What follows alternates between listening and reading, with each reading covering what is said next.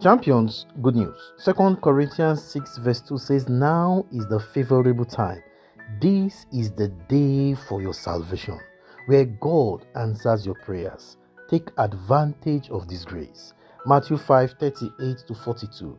Jesus said, "You have learned how it was said, eye for eye and tooth for tooth. But I say this to you, offer the wicked man no resistance. On the contrary, if anyone hits you on the right cheek, offer him the other as well. If a man takes you to law and would have your tunic, let him have your cloak as well. And if anyone orders you to go 1 mile, go 2 miles with him.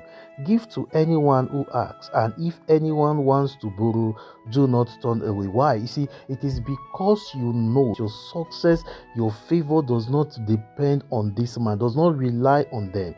It is on God who is able to give you all things. So you weary the wicked out.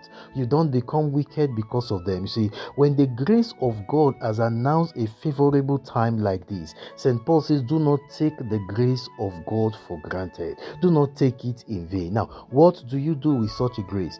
Take advantage of the grace. Let it spur you to action. Let it strengthen you to plan and work with all your strength, relying on the grace of God. Now, that is how to take advantage of the grace. But many believers do not plan or rise to take advantage of such situations of grace. Now, this is contrary to the gospel.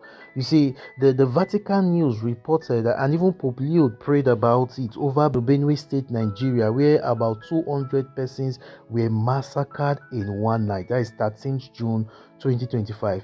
BBC said it was at least 45. Al Jazeera, ABC, Reuters, they said at least 100. You know, when the public media begins to give you such a figure, you should just multiply it, because it is far more than that. And we know, we can confirm that it's more than that. Now, we are not talking about a plane crash or an explosion, even the bomb of Israel to Gaza or Iran to Israel. We are talking about one night attack.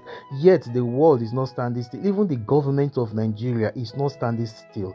This is over 200 persons killed in one night. They were not just killed, as I say, in a bomb attack. No, they were massacred one after the other. Yet no decisive action from the government. Instead, a weak political statement, not to offend the offender, no, but rather they were trying to blame the victim.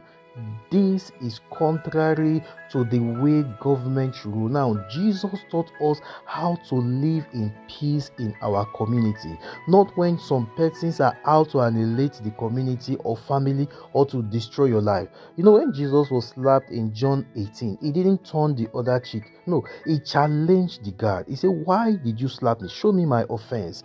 Jesus wants us not to become evil because others are evil. No, and not to destroy our brethren because of revenge. No, make room for God's vengeance, but forgive and live generously with your brethren, not when such evil is attacking your community or attacking the brethren.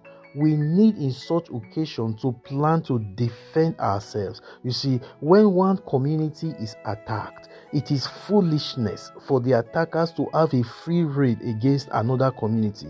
There has to be a strategy of defense and resistance.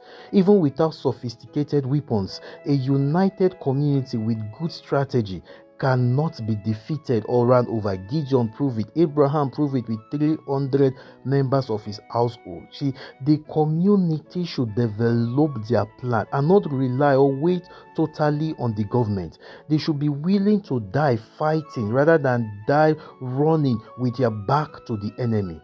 Stand and fight. Fight as a community. Stand together, trusting the Lord to protect you from evil and give you the victory. You are a champion. Now, what is your plan this week?